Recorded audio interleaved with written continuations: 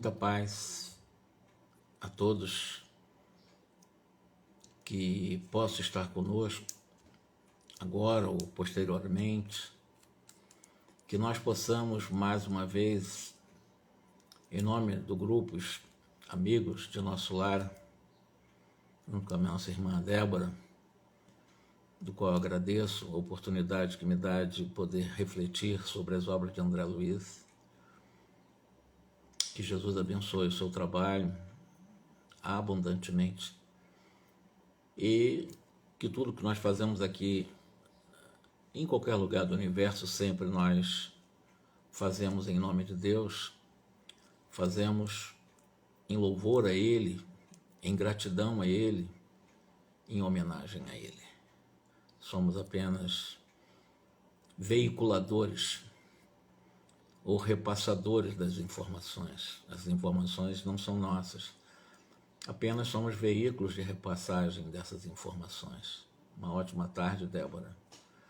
E que nós possamos, portanto, mais uma vez, na minha profunda gratidão pelo convite, de podermos utilizar o seu canal, utilizar os seus espaços, o seu gigantesco empenho na divulgação da doutrina espírita, aí no Rio Grande do Sul.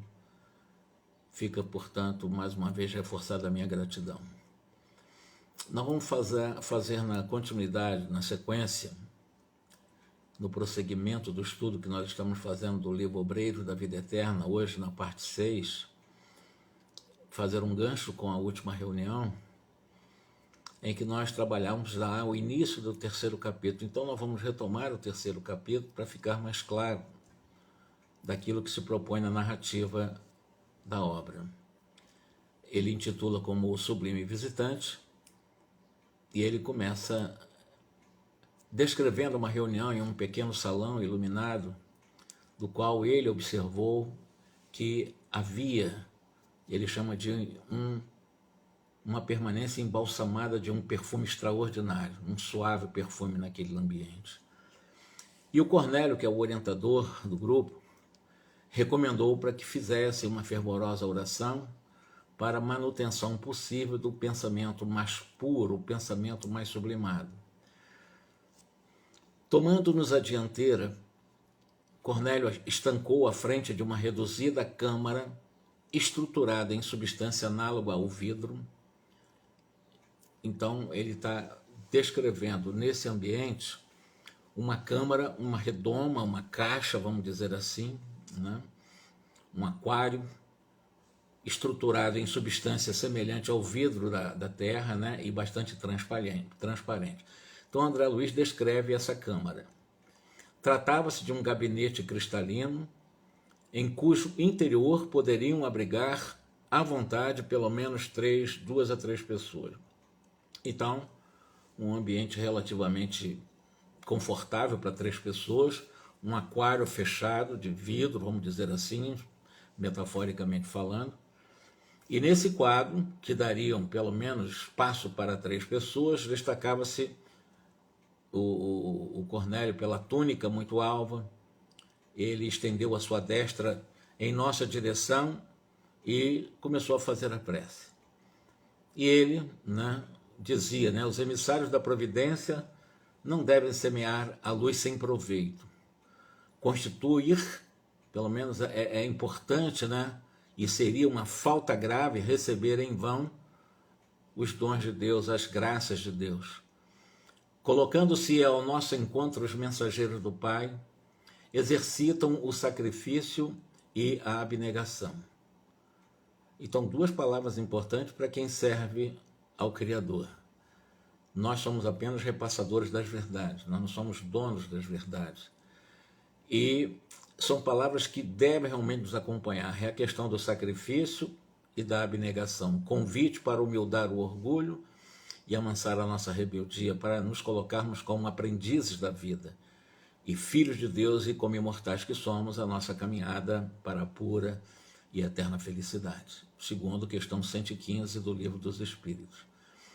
Então sofrem o choque vibratório de nossos planos mais baixos, retomam a forma que abandonaram deste mundo. Fazem-se humildes como nós E para que nos façamos tão elevados quanto eles, dignam-se ignorar-nos as fraquezas, a fim de que nos tornemos partícipes de suas gloriosas experiências. Interrompeu o curso das palavras, fitou-nos em silêncio e prosseguiu. Compreendemos que, lá fora, ante os laços morais que ainda nos prendem às esferas da carne, é quase inevitável a recepção das lembranças do passado mais distantes. A lembrança tange as cordas das sensibilidades e sintonizamos com um passado normalmente inferior. Porém, aqui, no Santuário da Bênção, é imprescindível observar uma atitude firme de serenidade e de respeito. O ambiente oferece-nos bases à emissão de energias puras. E, em razão disso, responsabilizaremos os companheiros presentes por qualquer minúcia desarmônica no trabalho a ser realizado. Formulemos, pois, os mais altos pensamentos ao nosso alcance relativamente à veneração que devemos a Deus. Então ele está preparando todo mundo para que ali, naquele ambiente, diante dessa redoma, ou desse aquário, ou desse gabinete, ou dessa câmara, tem vários nomes para descrever esse objeto, ou esse recinto, que todos mantivessem exatamente os pensamentos mais elevados, sem contato com até experiências anteriores, para frente.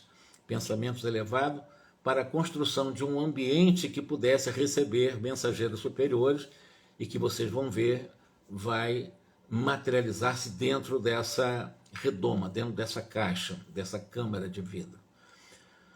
Para outra classe de observadores, o Cornélio poderia parecer excessivamente metódico e rigoroso. Não para nós, que lhe sentimos a sinceridade profunda e o entranhado amor às coisas santas. Após um longo intervalo, destinado à nossa preparação mental, tornou o Cornélio sem afetação. Olha, vamos projetar as nossas forças mentais sobre essa tela cristalina, sobre essa cama, esse aquário, né? Esse objeto cristalino. Então vocês vão projetar, pensar, centralizar, emitir, porque os nossos pensamentos são forças que nós emitimos de um campo chamado eletromagnético pela vontade. Então todo pensamento é uma força ou um campo eletromagnético, não tem como não ser assim. Quando pensamos, a emissão do pensamento vão aí exatamente as energias de eletricidade e magnetismo. Energia elétrica é uma energia que está em processo de expansão. Ela é dinâmica. E a energia, no caso, mais ligado ao magnetismo, ela é mais estática, porque ela forma campos. Então, o elétron ou a eletricidade, ela se expande porque é dinâmica. E o magnetismo, ela é estática e forma campos. Mas são duas forças que estão permanentemente juntas. Projetemos as nossas forças, então, sobre essa tela. O quadro a formar-se constará. Aí ele começa a sugerir uma paisagem simbólica em que águas mansas, personificando a paz, alimentem vigorosa árvore a representar a vida. Então nós temos aqui dois símbolos importantes para formar um quadro da natureza dentro do aquário. A questão das águas, personificando a tranquilidade para alimentar uma árvore vigorosa, a árvore é essa que representará a vida.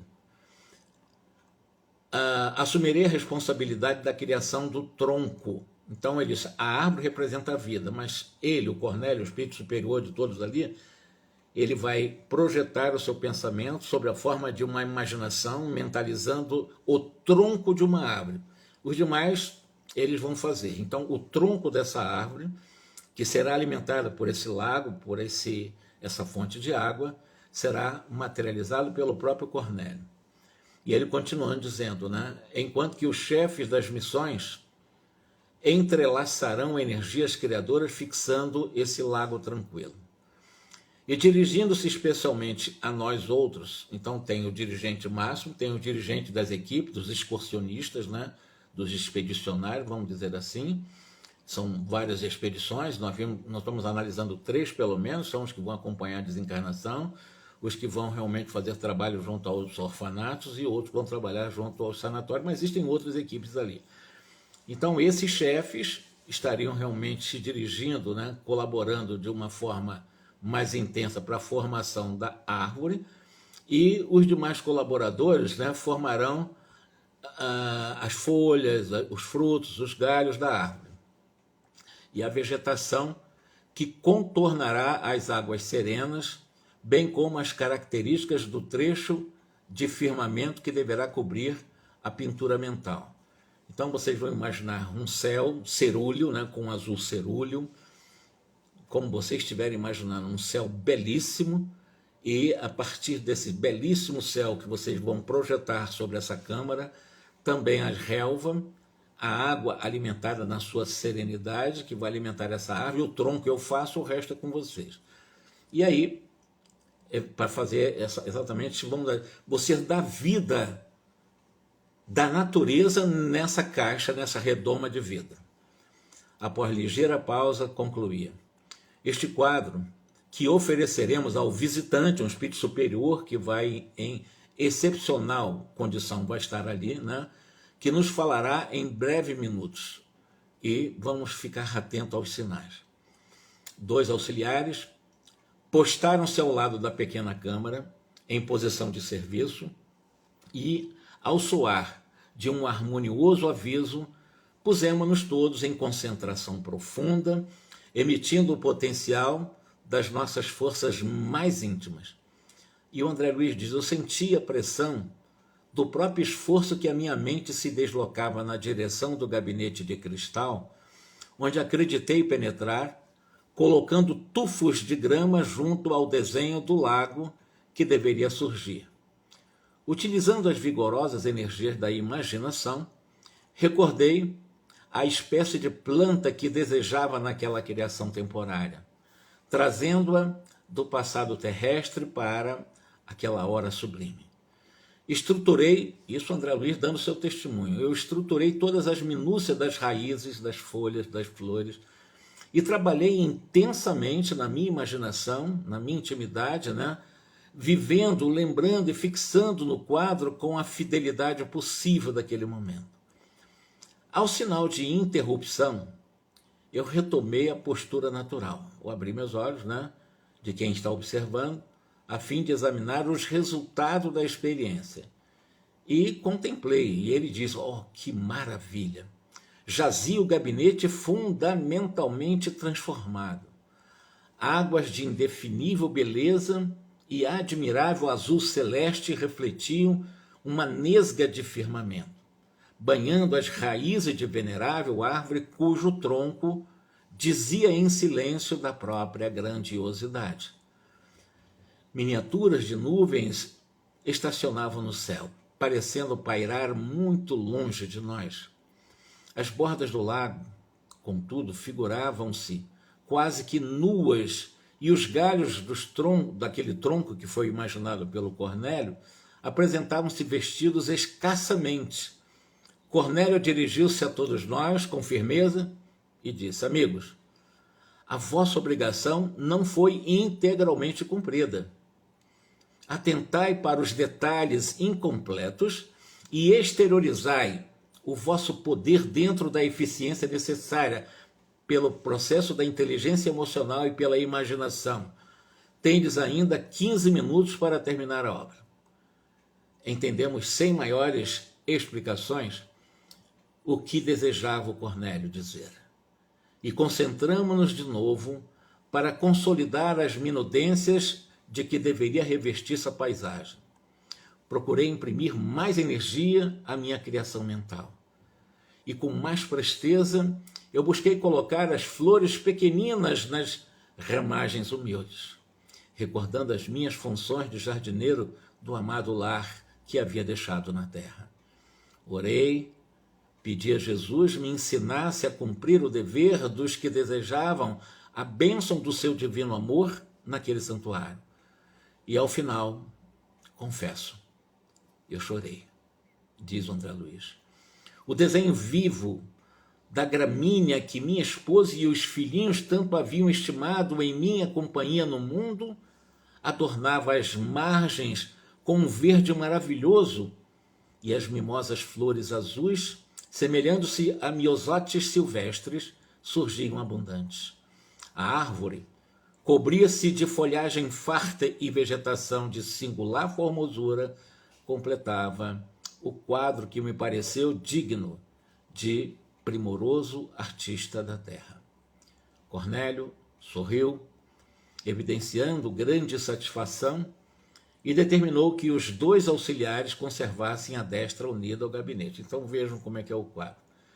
2 auxiliares emitindo as suas energias, vamos dizer simbolicamente ectoplasmática, para que os pensamentos centrados nessa redoma higienizado no seu interior, e esses 2 estavam lá de fora, esses 2 trabalhadores, apenas impondo as suas mãos para que, através das energias, eu chamo de energias mais ectoplasmáticas, né, fosse moldada através das imaginações dos que estavam nas periferias, dos auxiliares, dos chefes. E do próprio Cornélio, porque o Cornélio, quando ele mentalizou o tronco de uma árvore, esse tronco foi materializado dentro desse aquário exatamente com o potencial das energias desses 2, vamos chamar de doadores de efeitos, aspas, físicos, nós estamos no mundo espiritual, mas aqueles que conseguiam adensar a imaginação, adensar o imaginário, adensar toda a força mental daquele grupo, incluindo aí do próprio Cornélio. Então se formou dentro do aquário exatamente a réplica real, com vida, aspas, real, embora fictício, né, porque foi formado pelas forças mentais para um período apenas, dentro de um aquário, mas com todo o vigor, toda a pujança real da natureza, seja das gramas, do próprio lago, com as suas águas tranquilas e abundantes para regar ou para realmente alimentar a árvore, simbolizando a vida, agora a árvore totalmente florescida, a árvore totalmente, realmente, bastante robusta, e assim o quadro estava completo. O céu, né, a representação do céu, também muito bem representada, graças às energias desses 2 médios que estavam colocando as mãos sobre esse objeto. Desde esse momento, como se uma operação magnética desconhecida fosse posta em ação, nossa pintura coletiva começou a dar sinais de vitalidade. Algo de leve e imponderável, semelhante a acaricioso sopro da natureza, agitou brandamente a árvore respeitável. Balouçando-se os arbustos e a minúscula erva a se refletirem nas águas muito azuis, docemente encrespadas de instante a instante. Minha gramínea estava agora tão viva, tão bela, que o pensamento de angustiosa saudade do meu antigo lar ameaçou de súbito o meu coração ainda frágil. Antes de continuar, vocês vejam, porque eles conseguiram formar, esse grupo que estava ali com o André Luiz, toda essa paisagem dentro dessa redoma. A princípio eram paisagens que estavam apenas como pinturas, né? Apenas projetados ali, materializados, adensados graças à energia desses 2 que estavam com a mão sobreposta a esse aquário. Mas depois ele percebeu que foi dado um tipo de um ar de vitalidade em que começou a surgir um tipo de um brando vento. E essa brisa começou a mexer com as folhagens, com a água do lago e com as gramíneas e as flores. Então ele viu, começou a ter vida própria aquele processo ideoplasmático, né, coletivo. Ideoplasmático é a formação, né, ou seja, é você plasmar, criar forma das próprias ideias, das forças mentais. Não eram aquelas das flores miúdas que a esposa colocava diariamente no quarto isolado de estudo, ele pensava. Então ele viu, o que ele pensou estava lá, lembrando as flores, inclusive, que a esposa dele colocava diariamente no quarto de estudo dele. Não eram as mesmas que integravam os delicados ramos que os filhos me ofereciam aos domingos pela manhã. Então ele viu que conseguiu materializar, relembrando a sua experiência enquanto encarnado, naquele momento, esses elementos da natureza. Vigorosas lembranças absorveram o ser, oprimindo-me inesperadamente a minha alma. E eu perguntava a mim mesmo, por que mistério o espírito enriquecido de observações e valores novos, respirando em campos mais altos da inteligência, tem necessidade de voltar ao pequeno círculo do coração como a floresta luxuriante e imponente que não prescinde da singela e reduzida gota d'água para dessedentar-se-lhe as raízes. Senti um anseio mal disfarçado de arrebatá-los compulsoriamente da crosta, transportando para junto de mim, desejoso de reuni-los ao meu lado em um novo ninho. Sem separação e sem morte, a fazer-lhes experimentar os júbilos da vida eterna, as minhas lágrimas estavam prestes a cair. Bastou, no entanto, um olhar de Jerônimo, que é o seu chefe nessa expedição, para que eu me reajustasse. Arremessei para muito longe de mim todas as ideias angustiosas e consegui reaver a posição do cooperador decidido nas edificações daquele momento. Cornélio, de pé, ante a paisagem viva enquanto nos mantínhamos sentados, estendeu os braços na direção do alto e suplicou: Pai da criação infinita, permite uma vez, por misericórdia, que os teus mensageiros excelsos sejam portadores de tua inspiração celeste para esta casa consagrada aos júbilos de tuas bênçãos. Senhor, fonte de toda a sabedoria, dissipa as sombras que ainda persistem em nossos corações, impedindo-nos a gloriosa visão do futuro que nos reservaste. Faze, Senhor, vibrar entre nós o pensamento augusto e soberano da confiança sem mescla. E deixa-nos perceber a corrente benéfica de tua bondade infinita, que nos lava a mente mal desperta e ainda eivada de escuras recordações do mundo carnal. Auxilia-nos, Senhor, a receber dignamente os teus devotados emissários. Sobretudo, ó Pai, abençoa os teus filhos que partem a caminho dos círculos inferiores semeando o bem.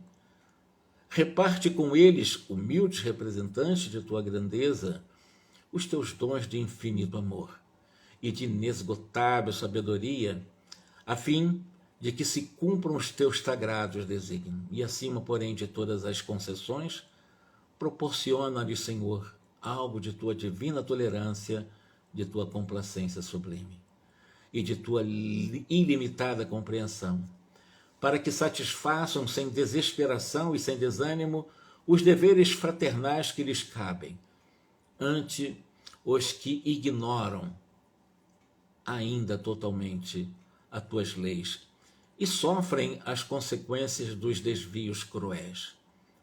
Calou-se Cornélio daquele santuário, e dentro de imponente quietude da câmara, vimos que a paisagem formada de substância mental começou a iluminar-se, inexplicavelmente em seus mínimos contornos.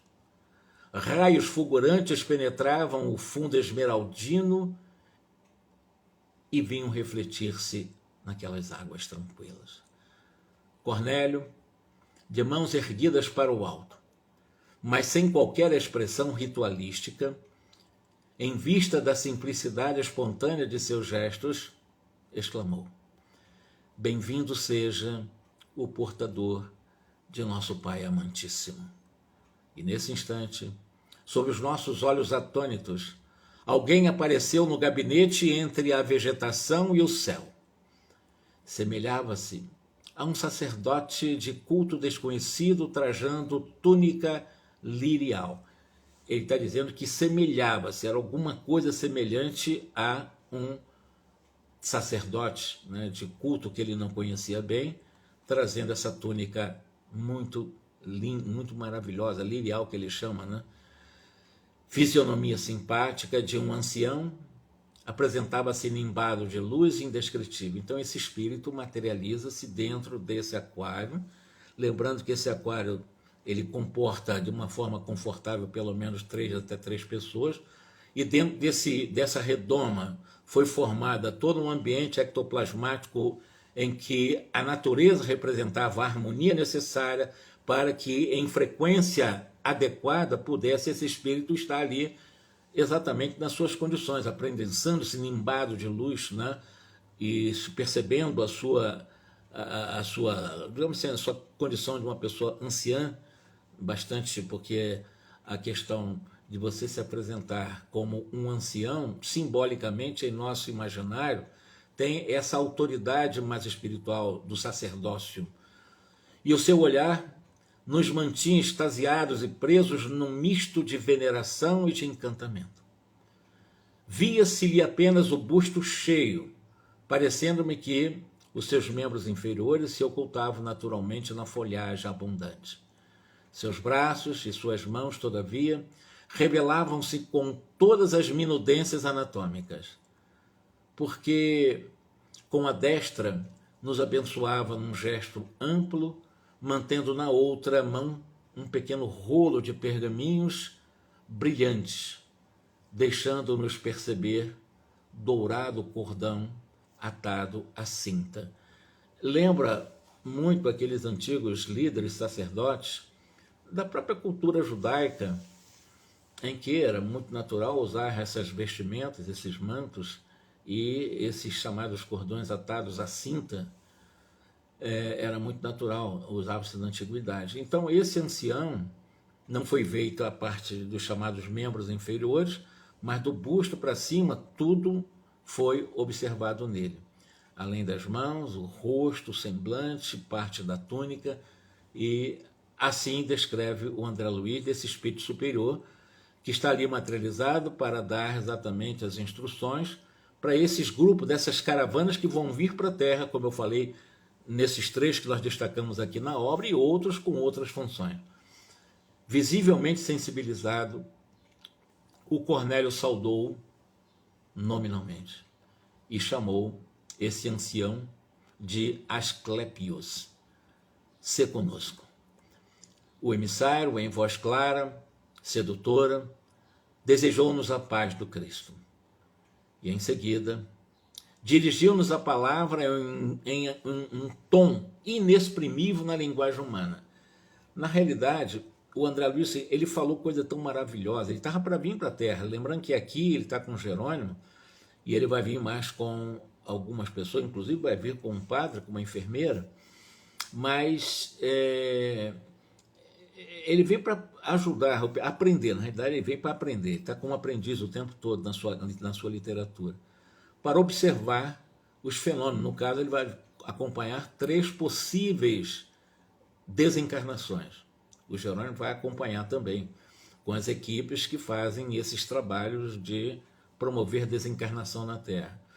Ele vem com essa missão. Nós vamos ver na literatura, na narrativa dele, na obra. O outro vai para um sanatório, deu uma aula extraordinária sobre a questão da psiquiatria, uma outra vai para a questão dos orfanatos, mas existem outras equipes que vão sair desse lar da bênção aí, desse templo da bênção, para a Terra, mas agora bem abastecido de muitas informações. E agora, esse ser que vem de altas esferas materializa-se nesse aquário para trazer instruções. E o André Luiz está dizendo que ele usou assim, uma linguagem humana, porque é um espírito angelical, mas usando a nossa linguagem, e no caso aqui o português, né? A nosso lá está ligado realmente ao Brasil, e ele trazendo num tom de que o André Luiz disse, olha, eu abstenho aqui de qualquer tradução incompleta e imperfeita, atendendo a imperativo de consciência. Eu não tenho capacidade de traduzir nas minhas palavras pobres o que ele está trazendo. Então, eu não vou nem querer traduzir o que ele está dizendo. É o que André disse, eu não vou nem trazer na obra aqui o que ele está dizendo em parte. Ouvimos-lo sob infinita emoção, sem que qualquer de nós contivêssemos as lágrimas. O verbo do admirável mensageiro que chegava de esferas superiores, trazendo-nos a bênção divina, caía-nos na alma de modo intraduzível. E acordava-nos o Espírito eterno para a infinita glória de Deus e da vida imortal. Eu não conseguiria descrever o que se passava em mim próprio. Jamais escutar alguém com aquele misterioso e fascinante poder magnético de fixação daqueles ensinamentos de que se fizera ele emissário. Ao abençoar-nos ao término da maravilhosa alocução, irradiavam-se de suas destras muito alvas pequeninos focos de luz, em forma de minúsculas estrelas que se projetavam sobre nós, invadindo-nos o tórax e a fronte, e fazendo-nos experimentar o júbilo inenarrável de quem sorve feliz, vigoroso e renovadores alentos da vida. E considerando essa realidade, nós temos muitas coisas a meditar. Cornélio, ele acabou depois dessas lições, dirigiu a palavra e humildemente indagou aqueles que estavam presentes ali, que poderiam fazer algumas perguntas. A irmã Semprônia, que é aquela que vai trabalhar com crianças aqui na Terra, ela é chefe também de um grupo. Jerônimo é chefe de outro grupo e tem um outro chefe lá também de um outro grupo. A irmã Semprônia, que chefiava pela primeira vez a turma de socorro aos serviços de amparo aos órfãos, foi a primeira a consultá-lo. Temos algumas cooperadoras na crosta que esperam de nós uma palavra de ordem e reconforto para prosseguirem nos serviços que se devotam de coração fiel. Elas são perseguidas, toleram o sarcasmo de adversários gratuitos, que lhes ferem o espírito sensível, atacando-lhes os melhores esforços através de maldade desmedida. Porém, elas não cedem ao mal e mobilizam as energias no trabalho de resistência cristã. Conheço de perto a dedicação de nossas amigas que testemunham na obra sublime do bem com as crianças. Sei que padecem heróicas e leais há quase 30 anos sucessivos ante o assédio de inimigos implacáveis e muito cruéis. Aí ela pergunta: que devemos dizer a elas? Quais as palavras esclarecedoras e reconfortantes para sustentar-lhes o ânimo em tão longa batalha? Então, tu veja, uma chefe de equipe que vem para trabalhar com órfãos, com dirigentes de orfanatos, e ela ali com muitas dúvidas, saber, diante de todos os desafios dessas mulheres que na Terra trabalham com essa área assistencial, qual palavra que eu vou usar para elas de encorajamento, né? Como eu vou esclarecer, reconfortar para a sustentação do bom ânimo nessa dura batalha na Terra? Asclépio, esse ancião sacerdote, retirou, olha como é que ele vai respondendo, ele retirou dentre os pergaminhos e abriu, lendo para todos o versículo. Então, a pergunta que foi feita por Semprônia ao próprio Asclépio, ele respondia lendo trechos do pergaminho. E ele vai buscar o versículo 44 do capítulo 5 do evangelista Mateus. E apenas leu: eu, porém, vos digo, amai os vossos inimigos, bendizei os que vos maldizem, fazei bem aos que vos odeiam, e orai pelos que vos perseguem e caluniam. O André Luiz ficou espantado. O processo de esclarecimento e informação não podia ser mais direto nem mais educativo. Decorrido alguns instantes, Semprônia exclamou humildemente: compreendo, mestre e venerável amigo. O emissário comentou: os adversários, quando bem compreendidos, os adversários também, quando bem recebidos cristamente, constituem preciosos auxílios em nossa jornada para a união divina, o que não é fácil, porque quando nós estamos diante daqueles que divergem, que nós chamamos de adversários, por isso adversa, nós nos esforçarmos para fazer isso que foi lido aqui em Mateus, né?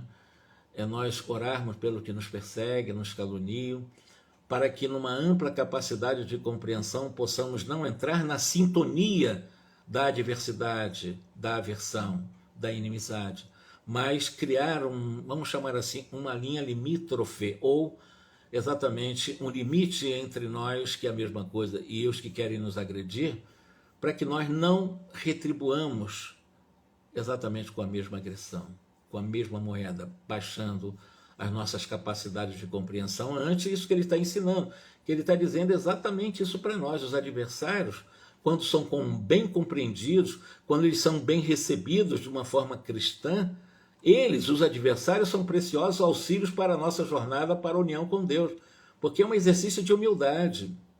Eles estão nos agredindo, estão. Se eu não entrar na deles, eu vou criar exatamente essa fronteira entre eu e eles, não querendo o mal dele, mas eles não vão me atingir, porque eu estou, de alguma forma, agindo de uma forma cristã, não desejar aos maus e o mal àqueles que me querem mal. A síntese verbal agrupavam explicações que somente seriam imagináveis em um denso discurso.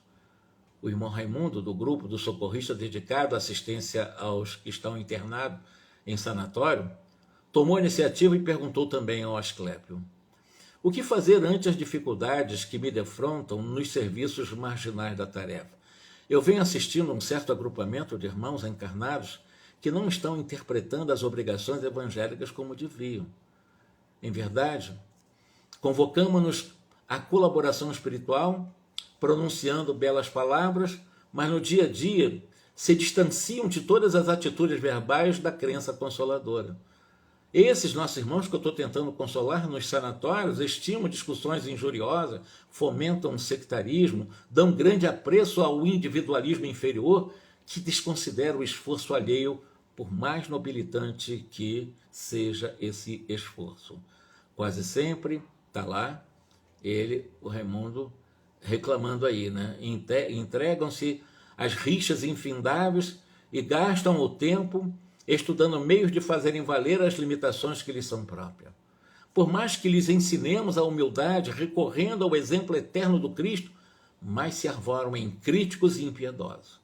Não apenas uns dos outros, e sim de setores, situações, pessoas e coisas que lhes não dizem respeito, incentivando a malícia, a discórdia, incentivando o ciúme e o desleixo espiritual. Então está a reclamação aqui para o Asclépio.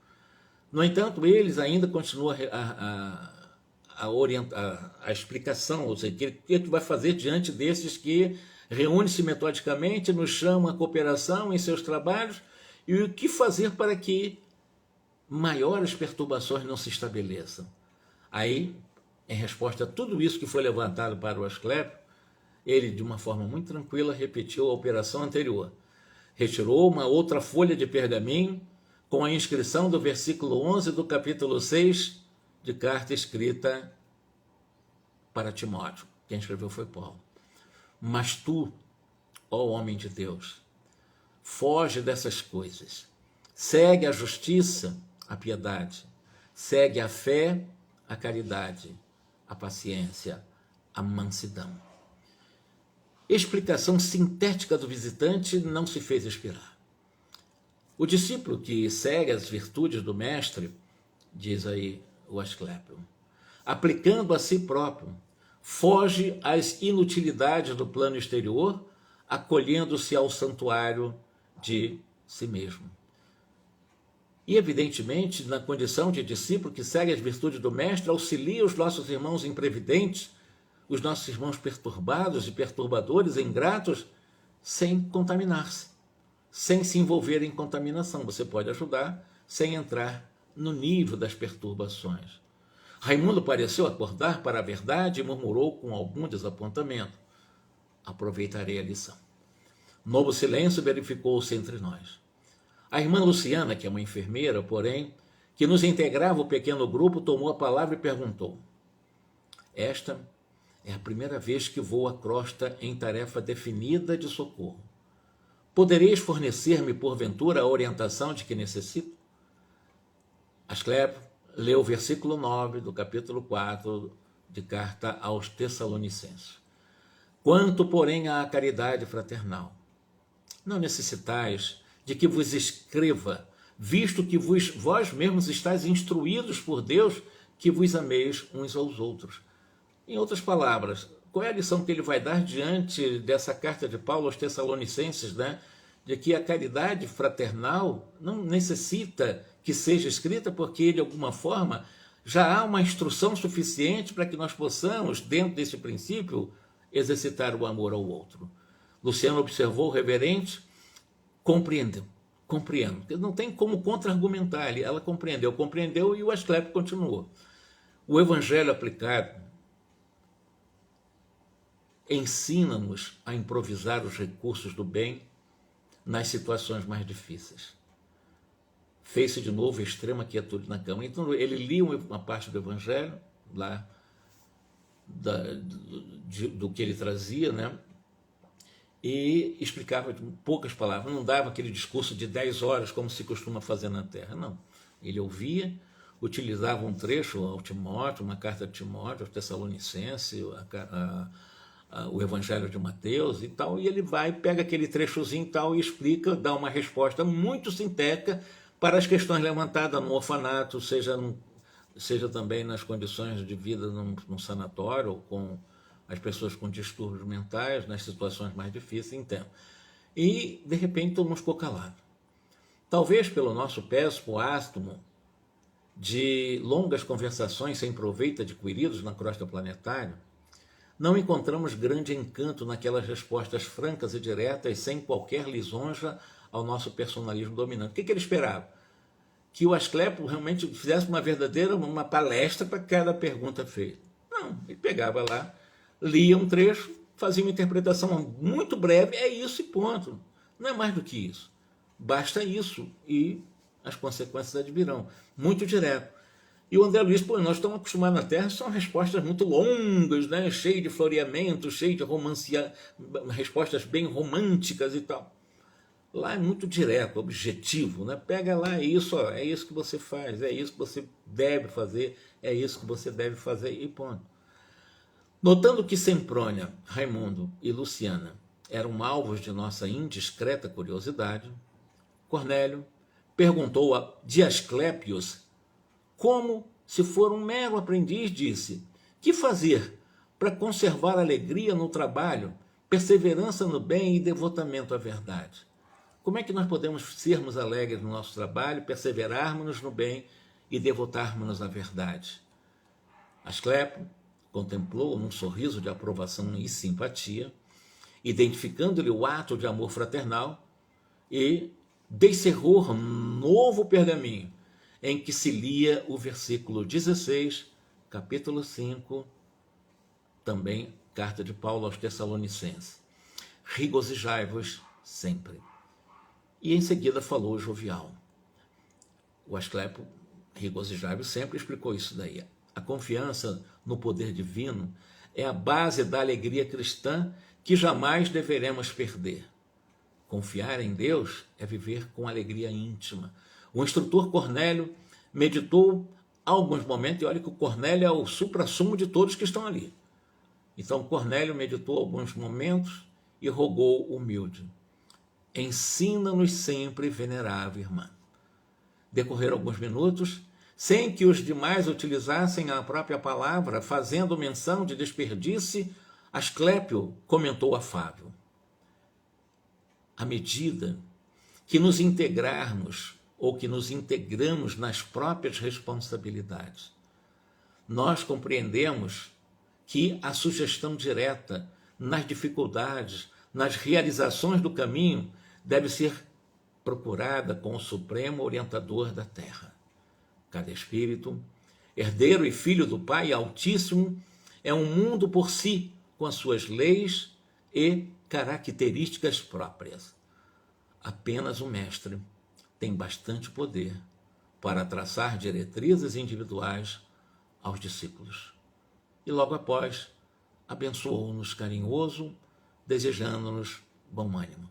Mas isso aqui eu faço questão de repetir, mas quando fui perguntado, à medida em que nós integramos nas próprias responsabilidades do Espiritismo, dos nossos trabalhos de autoaperfeiçoamento, de autoamorosidade, buscar em nós a luz que já somos em essência, para compreendermos de uma forma direta até as sugestões da dificuldade de realizações desses trabalhos em prol do próximo, principalmente em prol de cada um de nós, porque não há como nós fazermos algo para alguém se não fazermos e experimentarmos nós em nós?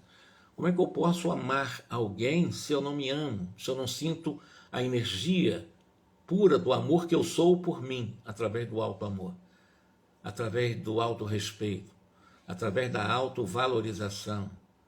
E com esse processo de autoaceitação, eu poder realmente abraçar o trabalho com realizações em que nós podamos realmente estar permanentemente em contato com essas orientações superiores, em que eu já sinto em mim as virtudes que eu sugiro para os outros.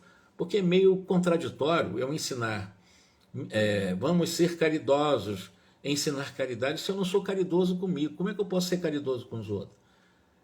Ensinar a paciência com os outros se eu não sou paciente comigo. Ah, mas eu tenho que ser duro comigo. Não tenho que ser duro conosco, coisa nenhuma. Nós temos que ser verdadeiros conosco. Nós sempre seremos responsabilizados pelas nossas escolhas, é claro.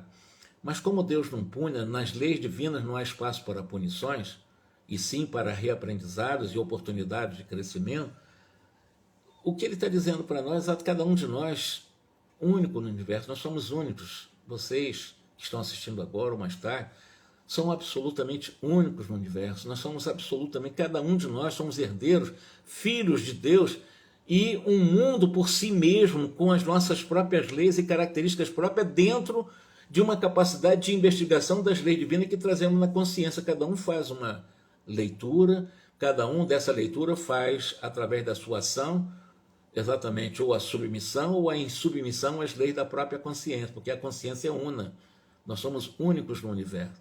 E por isso que ele diz que cada espírito, herdeiro e filho de Deus, nós somos um mundo por si mesmo, que, com as suas leis, com as suas características, porque somente um é mestre. Somente nós somos discípulos, na realidade nós somos aprendizes da vida. Até nos tornarmos anjos, nós somos aprendizes. No dia em que me tornar anjo, eu serei mestre. Mas enquanto eu sou ser humano, isso vai durar no mínimo alguns bons bilhões de anos. Ainda na condição, na dimensão da experiência humana, eu sou aprendiz. Eu só passo a ser mestre quando eu me torno anjo, já em uma etapa superior à humanidade. E nessas condições, apenas Jesus, apenas o mestre tem bastante poder para traçar essas diretrizes individuais aos discípulos. Ele está dizendo o seguinte: eu não tenho capacidade, das perguntas que vocês me fizeram, de dar uma receita do bolo para cada um. Não, eu vou pegar o Evangelho, vou pegar o Polo, vou pegar essas informações, rápida interpretação, e o resto é com vocês. Vocês vão, na realidade está muito claro aqui nas chamadas Escrituras, por isso eles trouxeram os pergaminhos. Há uma ligação muito forte às chamadas letras, né, do Evangelho, do Novo Testamento, aqui no caso, que foi consultado, foi compulsado e foi lido e explicado, a importância, inclusive, do Evangelho em nossa vida. Às vezes nós estamos em um momento com muitas dificuldades e vamos buscar grandes mestres, grandes líderes, a gente começa a criar ídolos, né, na idolatria. Parar com isso. Temos aqui o Evangelho, mas o Evangelho não foi feito por homem, não, necessariamente. Emmanuel, em A Caminho da Luz, explica para nós que os 4 Evangelhos, sobretudo, elas foram oriundas exatamente de inspirações divinas também. Não é uma coisa simples, embora tenham sido homens consagrados aos rituais, aquelas ligado à hegemonia de um Estado, quando a Igreja se tornou subordinada ao poder do Estado romano. Não importa, e até mesmo essa discussão foi mais no Oriente, não em Roma, mas ali nós temos as chamadas Escrituras, nós temos o Evangelho segundo o Espiritismo, nós temos ali então uma verdadeira cartilha, um manancial, um manual para responder às nossas dúvidas, às nossas incertezas, nossos conflitos, diante daquilo que nós vamos decidir. Até para que nós possamos decidir de uma forma correta e, evidentemente, angariarmos mais processo evolutivo em nossa escalada infinita rumo à pura e eterna felicidade. Considerando essa realidade, logo após ele abençoou carinhosamente, desejando bom ânimo, e assim foi. Reconfortados, felizes, vimos o mensageiro afastar-se, deixando-nos envolto numa onda de aroma. Inexplicável perfume era aquele. Ambos auxiliares se mantinham, apostos, retiraram as mãos do gabinete, aqueles dois que estavam fornecendo o ectoplasma, essa metáfora é minha, é claro, mas estão fornecendo energia para essa materialização dessas energias, para a formação da paisagem, do campo, da natureza. E Depois de várias operações magnéticas efetuadas por eles, desapareceu a pintura mental, voltando a peça de cristal ao aspecto primitivo. E aí, com a permissão de Jerônimo, que é o chefe da expedição do qual André Luiz faz parte, junto com Luciana e mais um padre, e liderando companheiros tão curiosos e pesquisadores quanto eu mesmo, diz o André Luiz, eu fiz várias interrogações ao Cornélio. E o Cornélio informou que Asclépios pertence à comunidade redimidas das regiões mais elevadas das zonas espirituais da Terra. Porque nós temos várias zonas espirituais na Terra, várias chamadas dimensões, campos magnéticos, mas o próprio nosso lar não está em umbral. Quem foi que disse que não está no umbral? Por que existem fortalezas? Existem aquelas cancelas? Por que existem até mesmo baterias de emissões de dardos de proteção, não de repulsão, não de ataque, mas para defender a comunidade do nosso lar? Porque está numa região ainda densa. O nosso lar ainda está, embora num campo magnético mais refinado do que o umbral que começa na crosta terrestre, mas ainda é o campo magnético da Terra um pouco denso. O Asclépio, ele pertence a comunidades redimidas de regiões muito mais elevadas da zona espiritual, mas ligado à Terra. Portanto, ainda é um campo magnético da Terra. Se vocês quiserem analisar, procurem saber a extensão do campo magnético da Terra, do ponto de vista terra material mesmo, nesse momento, né? Vive muito acima de nossas noções, de forma em condições inapreciáveis a nossa atual conceituação da vida. Ou seja, ele está muito acima das nossas condições formais, das nossas condições ainda desses reflexos da vida material. Já perdeu todo o contato direto com a crosta terrestre. E só poderia fazer-se sentir por lá através de enviados e missionários de grande poder. Apreciável é o sacrifício dele vindo até nós, embora a melhoria de nossa posição em relação aos homens encarnados. Ele vem aqui raramente. Não obstante, algumas vezes, outros mentores da mesma categoria dele visitam-nos por piedade fraternal. E André perguntou, não poderíamos, por nossa vez, demandar o plano de Asclépio a fim de conhecer-lhes a grandeza e sublimidade? Aí vai entrar em um outro tema. Tema não, vai continuar o tema, mas vai começar a aprofundar dentro desses processos de estratificações das multidimensões das chamadas energias da erraticidade. São vários campos, são várias formas, são várias, por exemplo, um ser humano que sai de nosso lar, por exemplo, a questão da tese da segunda morte, que é o perispírito que estava realmente ligado a essa colônia nosso lar, para ir para uma colônia muito superior, ele vai ter que se revestir com, evidentemente, com um quanto de energia diferente do nosso lar. Então, como se aquele perispírito se desfizesse, porque o perispírito ele é profundamente degenerativo, ou seja, ele é degenerante, ele sofre exatamente muitas mutações. Haja vista, no processo da reencarnação, é um outro tipo de perda do perispírito, porque o perispírito ele vai se tornando tão denso, vai se condensando, para se ligar ao processo da concepção para um novo corpo, e vão formando exatamente uma outra forma, naquela estrutura que tinha no perispírito, né? Usualmente, depois de uma encarnação, vai ter outra conformação, embora esse campo energético é como se fosse quase que uma segunda morte no renascimento.